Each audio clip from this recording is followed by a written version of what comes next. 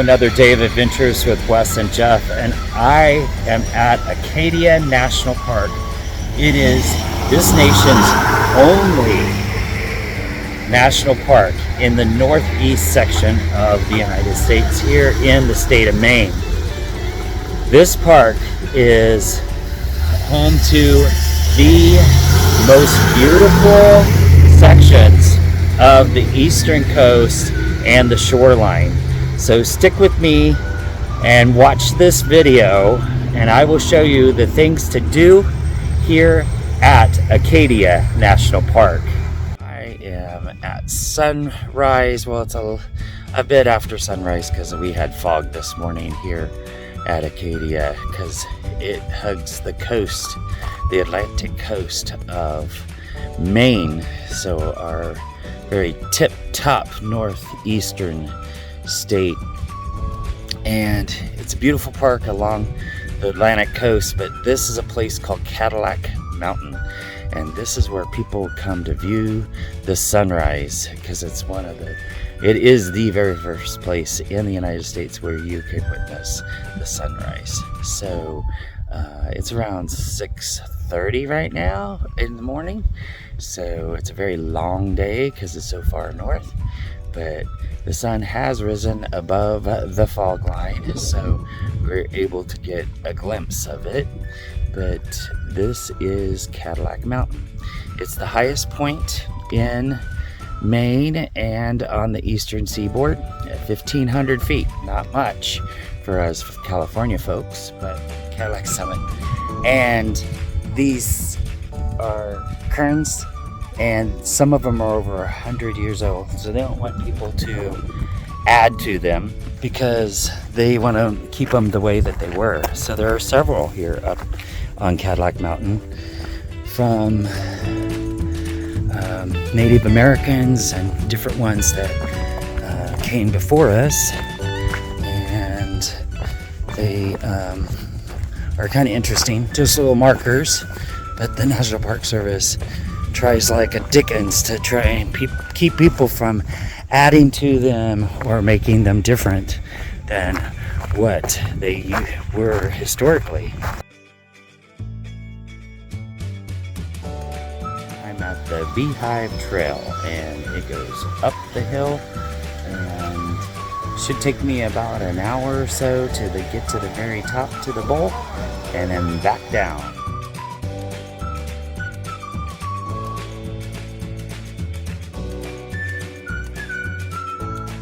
On the Beehive section, the Beehive Trail here at Acadia, and it's kind of a rock scramble at the very beginning across a wet creek, so it starts to ascend really quick, but it'll be a challenge, I can tell. And it goes on up. The bowl is this way, 0.5, and the Beehive is that way.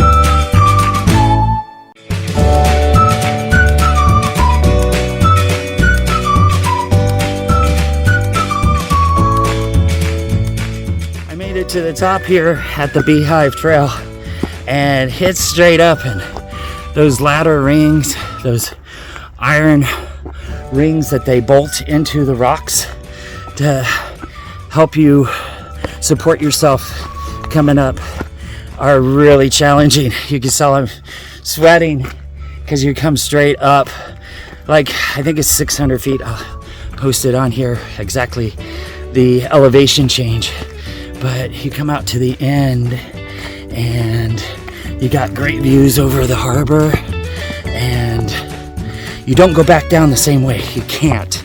In fact, they require you to go down a different way. But this is the Beehive 7. Beehive, it's 520 feet, and it goes straight up from the bottom of the from 0 up to 520. And there's a bunch of folks here just taking in the views of the bay and just taking a breather. It's beautiful. And the fog is kind of burning off a little bit. Just backing up a little bit, but the ranger said that it's a possibility that it will move back in for the afternoon. But this is the summit for Beehive.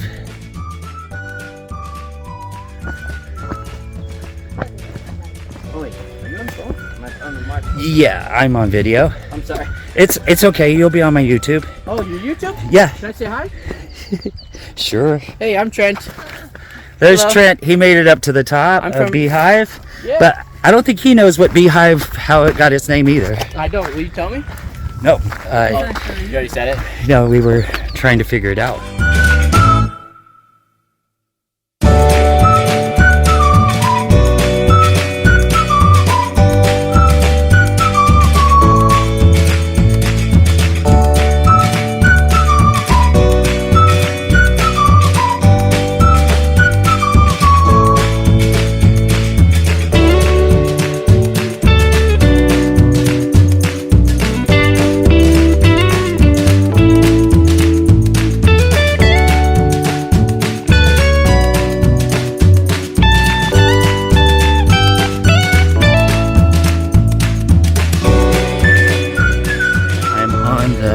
I was on the Beehive Trail up to the summit, which is 520 feet, but they don't let you go back down the same way you come up, because there's ladders that are the iron ladders that are spiked into the rocks, and so it's too dangerous to go back down the same way that you come. So I'm going down this way. This doesn't look dangerous at all. And it's all a challenge, but it's a fun challenge, and it's a lot of these Cadillac rock that is exposed from volcanic action from many years ago.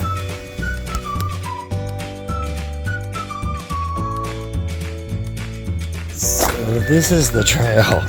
It really doesn't look like a trail, but it is the trail down.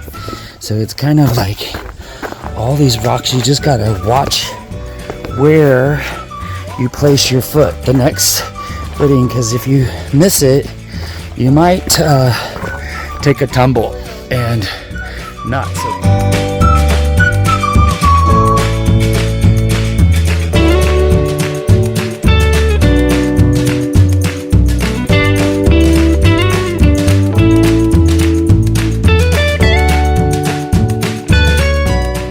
This is the sand beach here at Acadia, and in order to get to the Great Head Trail, which is 1 mile, you gotta walk across the beach to the far end to get out to what they call the Great Head. So fog is kind of staying off the coast just a little bit. It's cleared up a little bit in the last hour, and there's a few more beachgoers, but this is the way to get to the Great Head. So I'm gonna do that 1 mile hike out to the end of it. That's the Great Head there.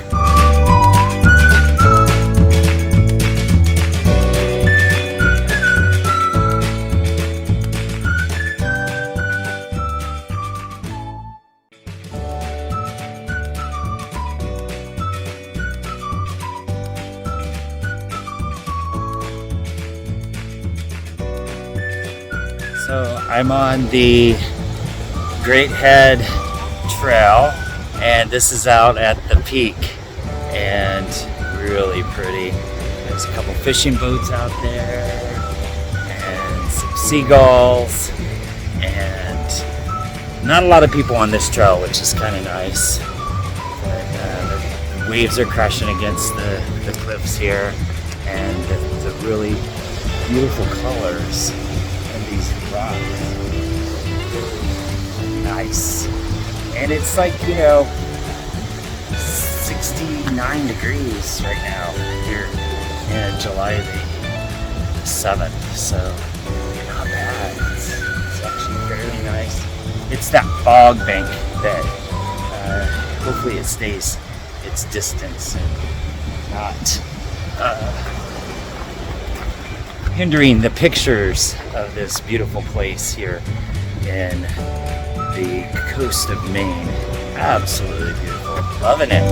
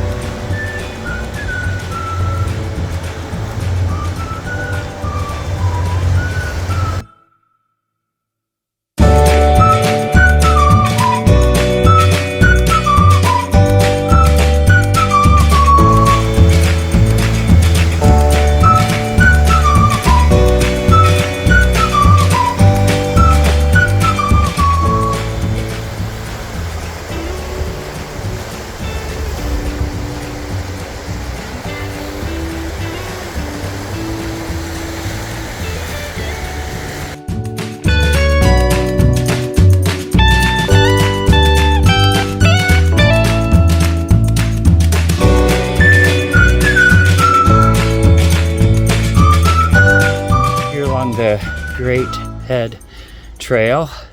They have a lot of these. It's kind of wet in some spots, so they have these really nice raised boardwalks so you can go along and not get wet. So it's kind of nice that the National Park Service has put this in here.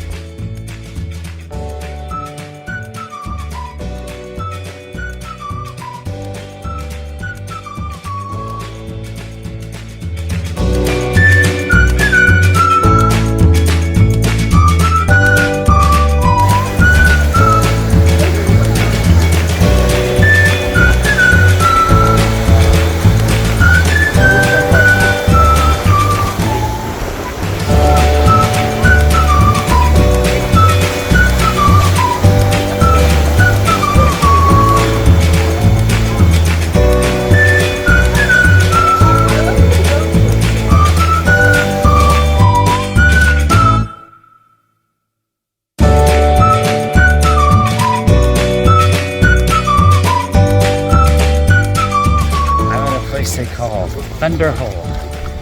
They said this park is busy. It is extremely busy, especially on a fairly nice day. Started at 6 a.m. this morning. It's not busy at all. This is now quarter till noon, and it's crawling with people. But this is called the Thunder Hole. We're gonna take a look at a spot in the rocks where the water rushes in and makes a thunder sound. This is the Thunder Hole, so it's really not making much thunder right now, but at 3 a.m. in the morning when it's high tide, will be its peak. So people come down here and take a look at it anyway, just because it's attraction here at Acadia National.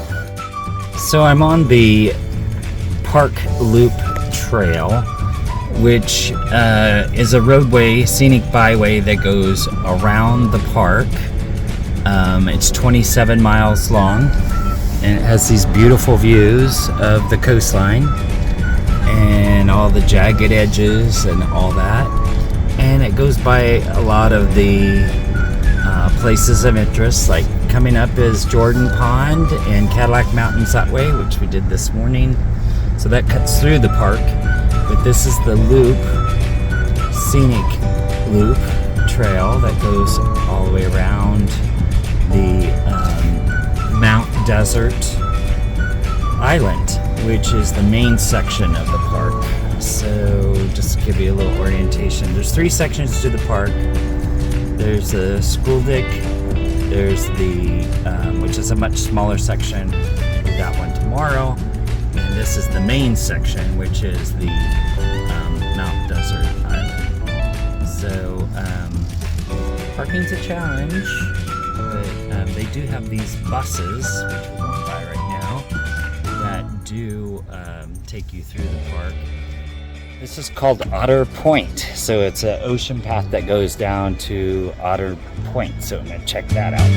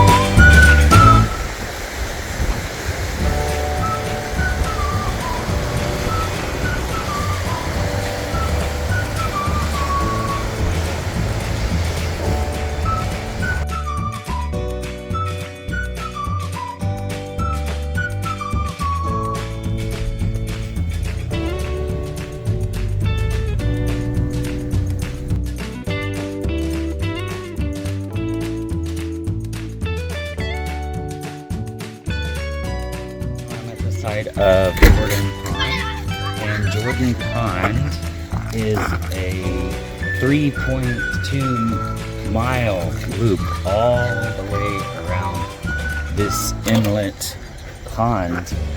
And there's a popular Jordan Pond House, and the Jordan Pond House was here before it became a national park, and they serve tea, and they also serve what they call a popover. A popover is made with eggs, flour, and milk, and it's baked in muffin tins, and the air is trapped in the batter, which makes the inside hollow and doughy, while the outside bakes to a crispy, flaky perfection. And it looks like that. But it's about an 1.5 to 2 hour wait to get in to have this little delicacy. And they've been serving this here for over 100 years. And they eat it with strawberry jam and butter. So I'll show you the Jordan house here. And this is the Jordan Pond. It's more of a lake, it's pretty big. But there's a north bubble and a south bubble. And on the south bubble, I think there's a big boulder that looks like it's like a 14-ton boulder. Can never be moved, but it's kind of sits precariously up on the top of that south bubble. And then this just explains about the carriage roads. The carriage roads are 45 miles of roads that were developed back in the day by John D. Rockefeller Jr. And the carriage roads were meant to take people on buggies through the park, pulled by horses. So those still exist, and they do still have horses here at the park that you can rent a buggy and go on the carriage roads. So, but you could also hike them as well. So I'm going to go down the hill here to the Jordan Pond, to the shoreline, and take a look at this gorgeous pond that's just located down the hill from the Jordan Pond House. This is Jordan Pond and the shorelines of, and people bring canoes and kayaks, or they just come down and they relax. There is a nice little trail that goes around the lake, all the way around as a loop, and water's super clear. It's a nice little inlet waterway that has a nice little trail. I'm gonna hike some of it, but not all of the 3.2 miles. But there's the two bubbles, they call it the bubbles. There's the north bubble, and that's the south bubble. So, and oh, you can almost see the big boulder that they talk about right there. You look at the very top, you see the little boulder there. Oh gosh, okay.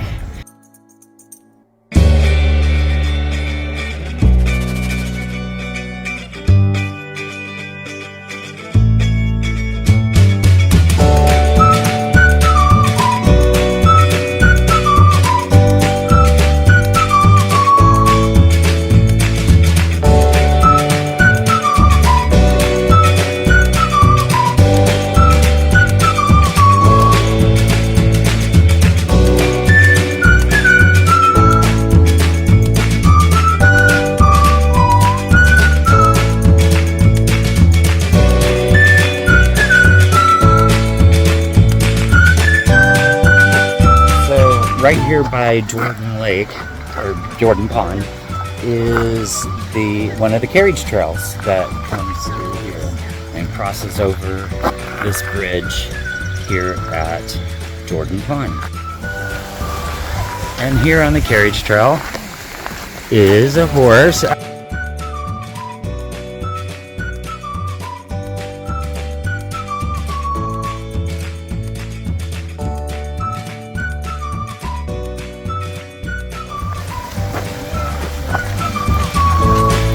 Nice little stream that comes out of the Jordan Pond.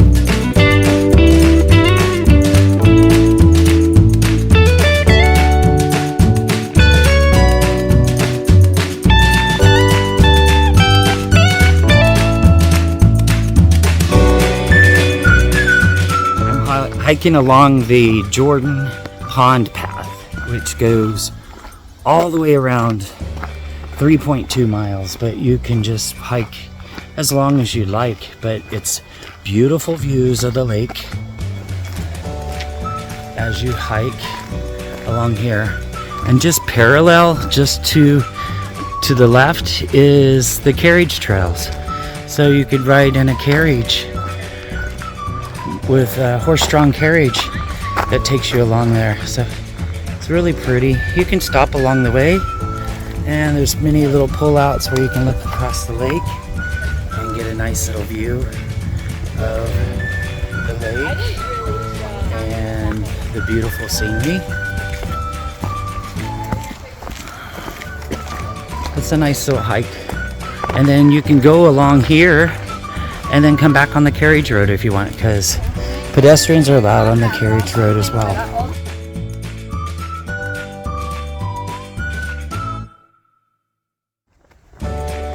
So these boardwalks are kind of fun. They have like little pullouts, like I'm gonna pull out here and he's gonna walk right on by me. Just like that. So like I said, 4 million visitors at this park. So it's in the top 10 of the national park system for the most visited parks in the country. And the heaviest season is July, August, summer months, of course, when kids are out of school. But the leaf peepers in the late September, early October is a big thing. So I'm gonna pull out here, take a look at the lake. Actually, the pond. They call it a pond, but it really is the size of a lake.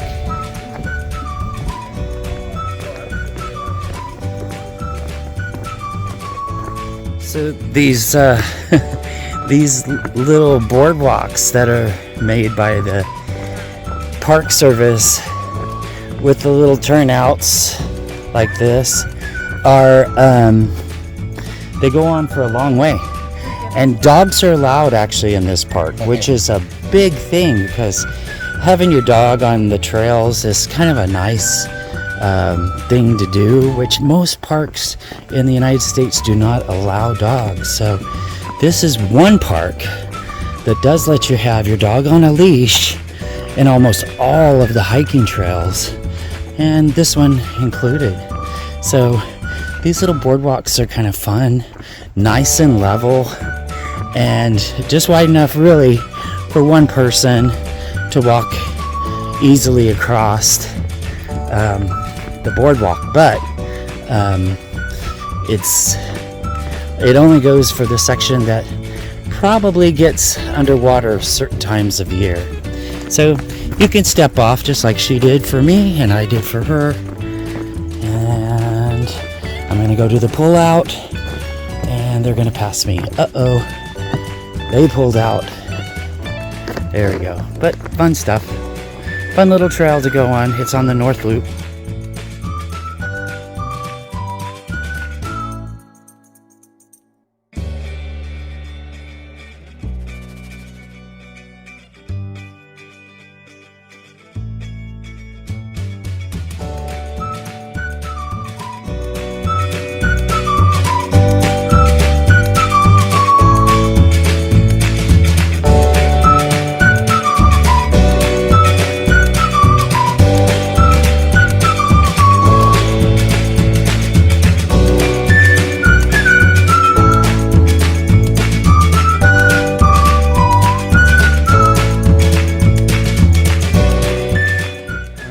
Bubble Rock Trail. So it's a north bubble and a south bubble. I'm gonna do probably both, but I want to go see the Bubble Rock. And the Bubble Rock is like 1,500 years old. It was moved 30 to 40 miles from here by a glacier. This used to be glacier filled, and those have all retreated, but this rock remains.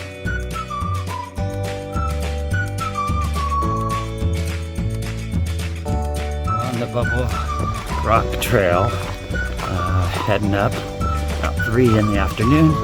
It's thinning out a little bit, so I was able to find parking in that short little, small little parking lot. But it's 0.5 to the South Bubble, 0.5 to the North Bubble.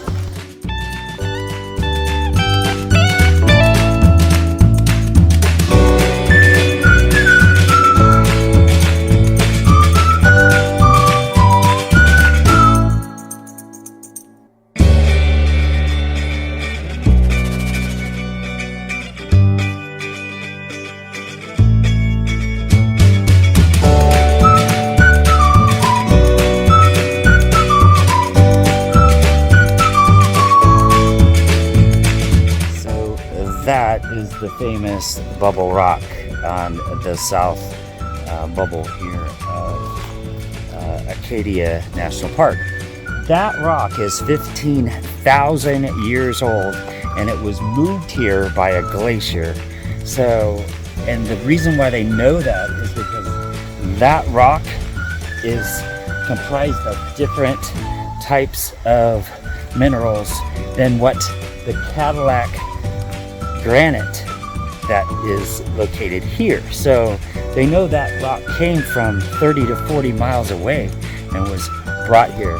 It's just teetering there on the edge, and Someday it may fall off, but at this point it's kind of a tourist attraction, and it's a hike that's 0.5 of a mile that you come up here to see this rock and get your picture taken with it.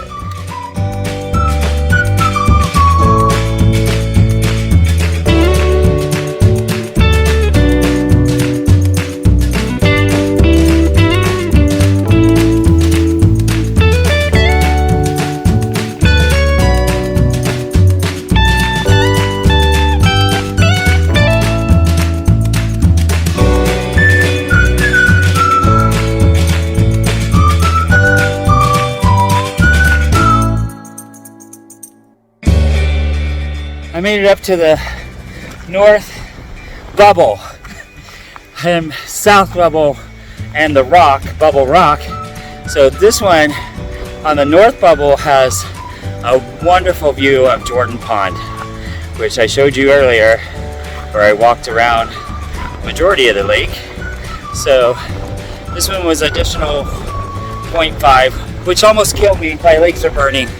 So it was totally worth it though. Nice breeze up here, and we still have a clear day. Fog will probably be whirling in soon. This is Maine, so it's gonna get foggy soon.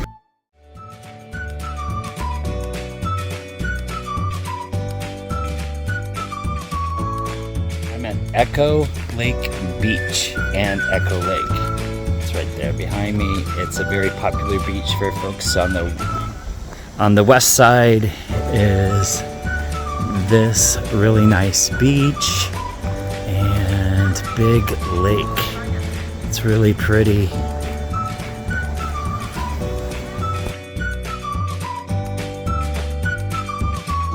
So there are 26 lakes in Acadia National Park, and this particular lake you can swim in, and they allow people to swim in it because it's not a public drinking water source.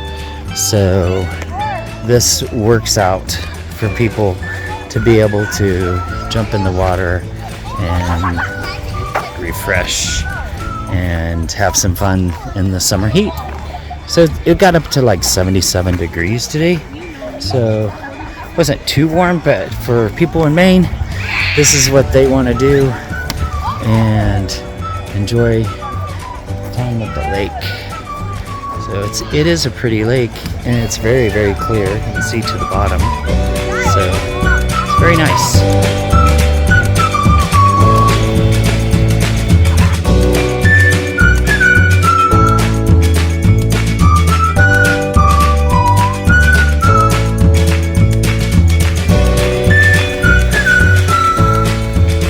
By Seawall.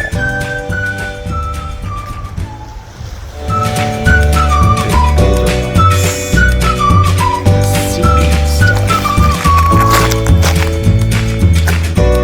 Looks so strange.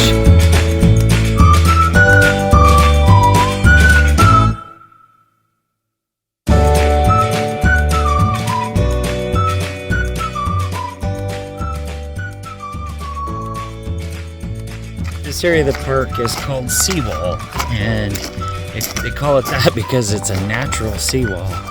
These rocks have washed up all along this as far as you can see on the southern end of the park, and it's created this natural seawall break, and a lot of the seaweed and stuff has draped over the rocks and created some interesting looking art stuff.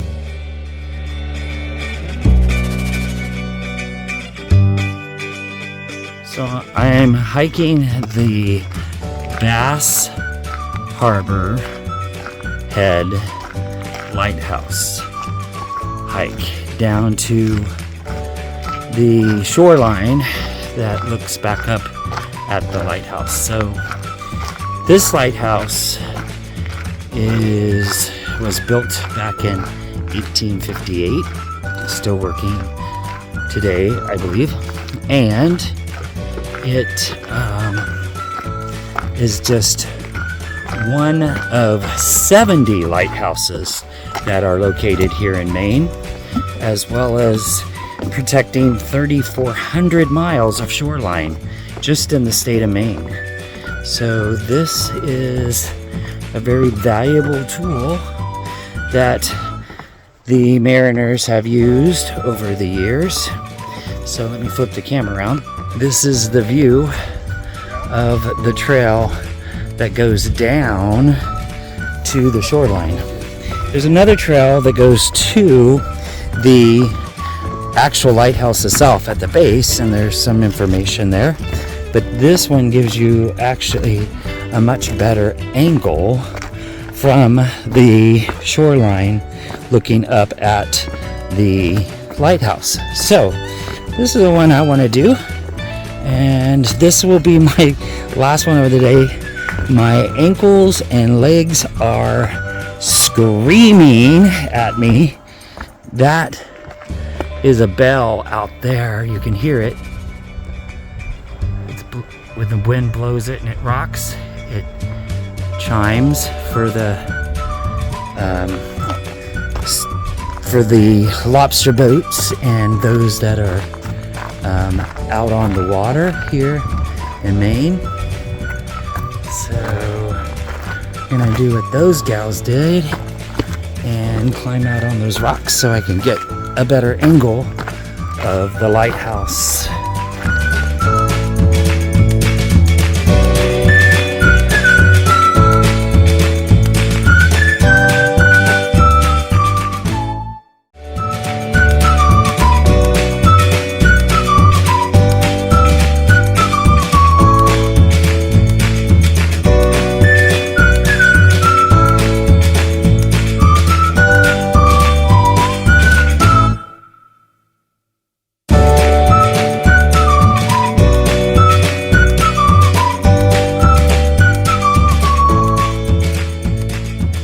While in Maine, they're known for two things.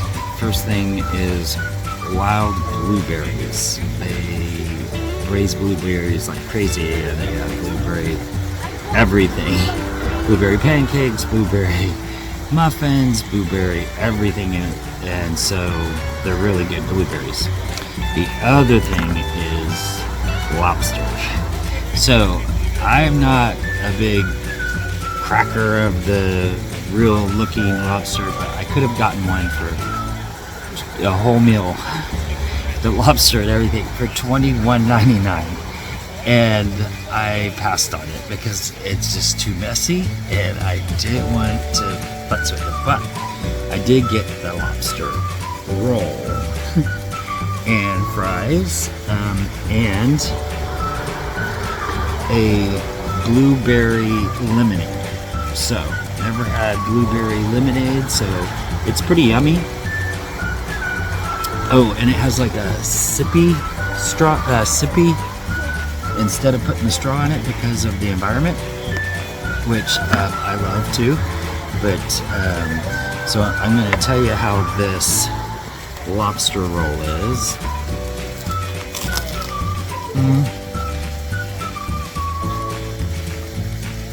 That's delicious. Very, very, very good. So, I'm enjoying my authentic Maine lobster and blueberry lemonade tonight for dinner after a long, hard day of touring the park and hiking my legs up. So, whatever you're doing today, get out and enjoy the great outdoors and do something that makes you smile.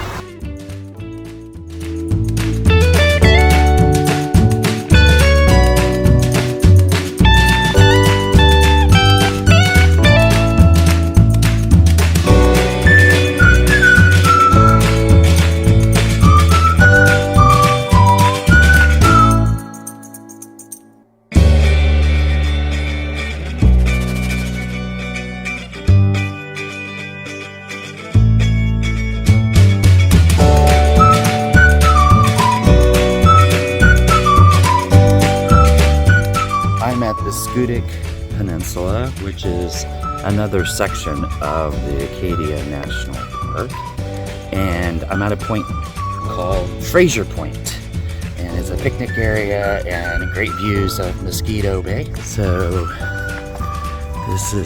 it's actually kind of low tide right now, but you can see over to the other side, which is Mount Desert Island and some of the inlets.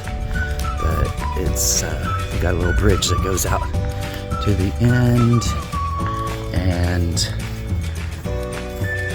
really pretty. It's kind of foggy today, so it's not as clear as I had yesterday, but you can still see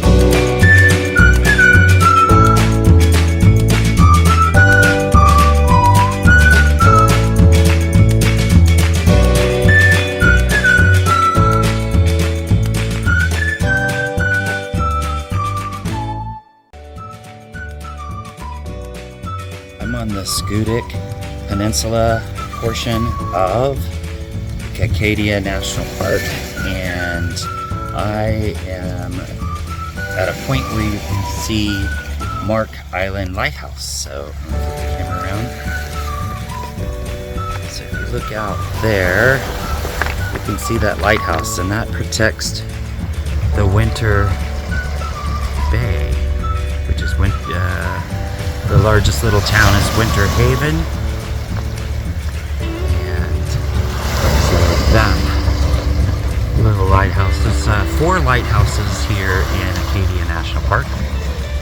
There's the Bass Harbor Head Lighthouse over on Mount Desert Island, the main section. There's this one, and then there's a couple more out in the other section of the park.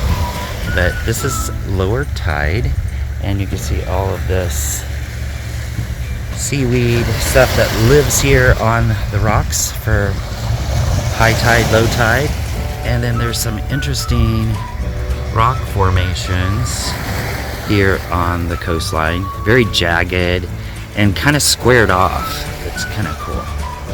But there's some boats out in to the bay and harbor here. Mark Island Lighthouse, which is still a functioning lighthouse, and you can see the American flag there, still there, but it's part of the national park.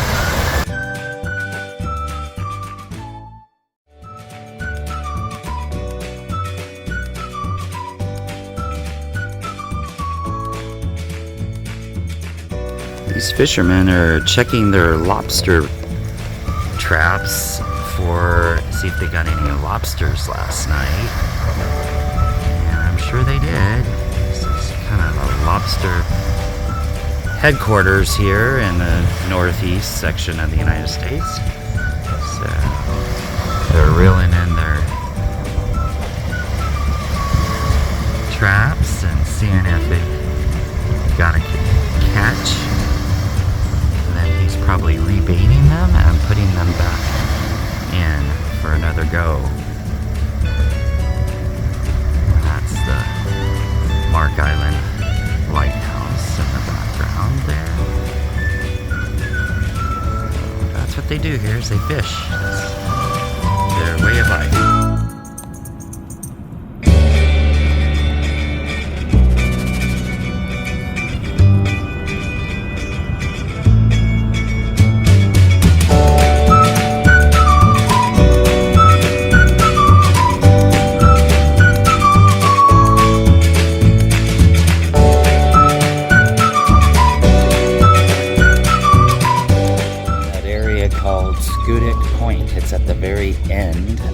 Schoodic Peninsula.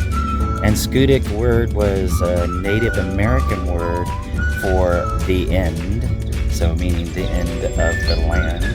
But you can see on this map that here's like Cape Cod in Boston area, and it goes up the coast to Portland, and we're way up here. See how it kind of curves to the northeast. Nova Scotia, Canada, Halifax is up here, but this is the Gulf of Maine.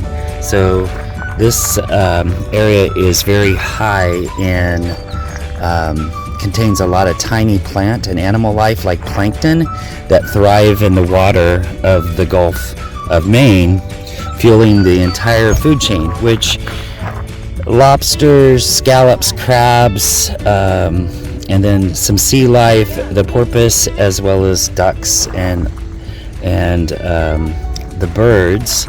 But the glaciers moved a lot of this rock down to this area.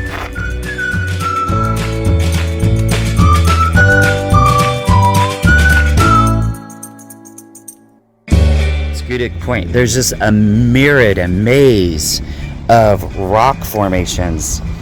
You can tell this is volcanic rock here, mixed in with the other granite that's been moved here by glaciers over 15,000 years ago. But it's just a really interesting formation of the rocks, and kind of a fun area to walk on and just try and navigate yourself without breaking your ankle, of course. But this is the end of the peak, and it's kind of foggy today, but you can hear the lighthouse off in the distance, or ship coming in. But there's all kinds of rocky crevices, and it holds water at certain points when the high tide is in, and then low tide goes out, and it leaves the water in little pools. Just like that. Look at this crevice. It goes along here and goes all the way out to the ocean. But it's all at different levels. You're gonna have to watch your step. But this area of the park, the Schoodic Peninsula, has the least amount of people, but this is a spot where everybody has seemed to be congregating because it's the most focal point of this area. But it's just really cool how all the rocks are formed here at the end of the peninsula.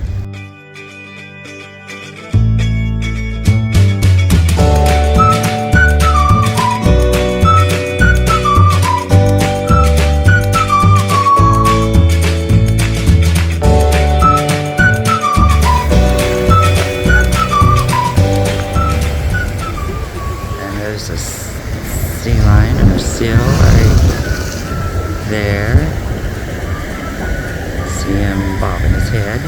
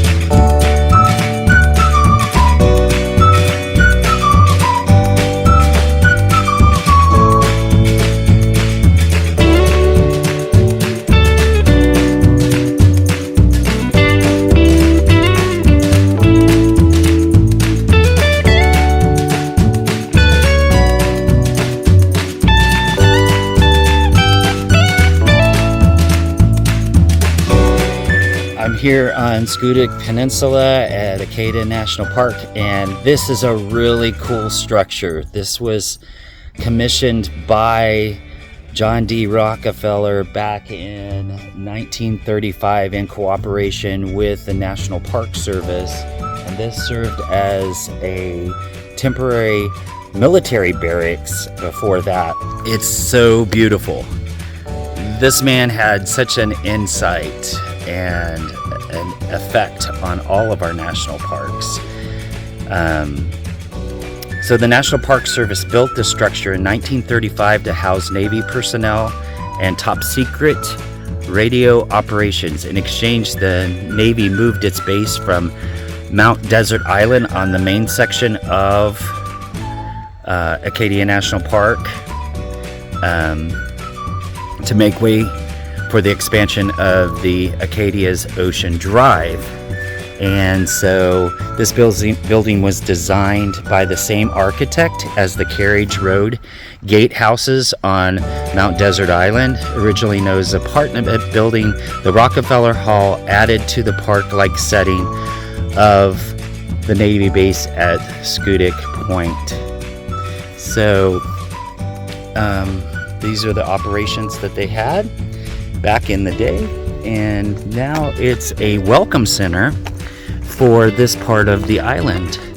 So absolutely beautiful architecture, and they had the same architect. He hired the same architect. He wanted the consistency to be in place for all the buildings throughout this national park.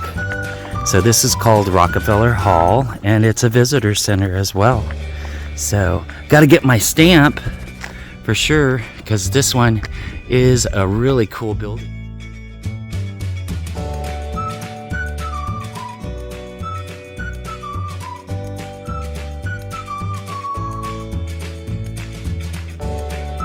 At Rockefeller Hall here at Acadia National Park, and this is a visitor center actually on the Schoodic Peninsula. I wanted to show you just some of the stuff that they have inside. It's pretty cool. They have the ranger volunteers, and I had a nice conversation with them.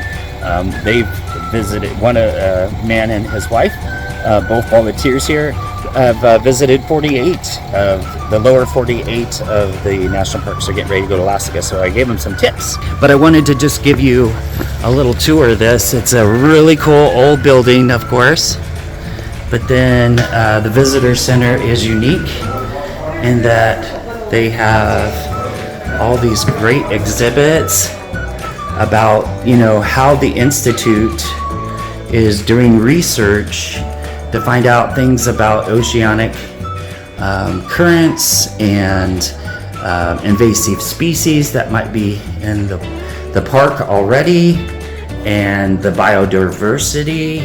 As you can see, the tide pools with the high tides, low tides, and the different type of vegetation that is native to the park, and all these different rooms that have information about the park, and it's just really cool. And this was a naval base military operation here during World War I and II. So these are they kept some of the old stuff, the old Underwood typewriter and the radio communications back in the day. Just really cool little exhibit place for the kids. Then there's an outside area, restrooms of course, and then information regarding with these volunteer rangers. Sorry. And I'm going to try and go out this back door. Maybe not. There we go. And then this is the outside patio. Beautiful. And how Rockefeller was so important and creating something for all of us, the whole public of the United States, to enjoy. This is just beautiful.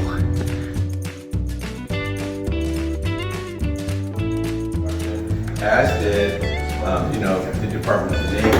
And so then the building finished being constructed in 1934, and in January 1935, the U.S. Navy. And so the Navy were here for 67 years, and they had officer quarters upstairs, they had enlisted quarters on this floor, and at this far end of the building, they had a radio station. And beyond the building, they had a radio tower, 250 feet tall on this end of the building, and another one that was 250 feet tall on the other end of the building. And so the Navy were here for 67 years, hiding out in the middle of the national park.